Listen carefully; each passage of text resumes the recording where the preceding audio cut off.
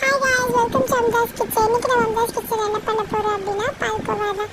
இது பால்கோவா. ஆமாங்க, எப்படி செய்யறதுன்னு பார்க்கலாமா? வாங்க. அதுக்கு முதல்ல 3 பாக்கெட் பால் நான் எடுத்திருக்கேன். நான் ஆவின் பால் தான் எடுத்திருக்கேன், ப்ளூ கலர். நீங்கள் எந்த பால் வேணால் எடுத்துக்கலாம்.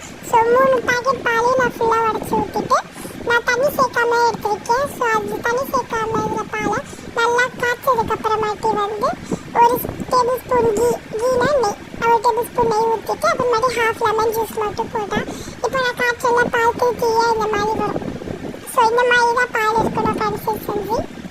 இப்படி தீயாக வரதை அந்த எப்பவுமே பால் வடிகட்டுவோம். அந்த மாதிரி எதுவும் வடிகட்டாமல் அந்த தண்ணியிலேயே என்ன பண்ணோம், அந்த பால் இருக்கும்போது சுகர், அதாவது ஒரு கரண்டி, இப்போ நான் குண்டு கரண்டி காட்டினேன் இல்லையா, அதில் ஒரு கரண்டி சுகர் சேர்க்கணும்.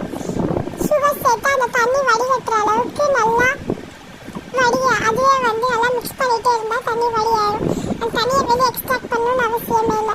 ஸோ அதுக்கப்புறமாட்டி 4 ஏலக்காய் போட்டு அதில் பிச்சு போட்டு அது நல்லா இன்னும் கொஞ்சம் சுருளை கிளம்பிங்கன்னா அது கொஞ்சம் தண்ணியே இல்லாததுக்கு அப்புறம் பிளேட்டிங் பண்ணால் நட்ஸ் போட்டு பிளேட்டிங் பண்ணணும். தேங்க்யூ.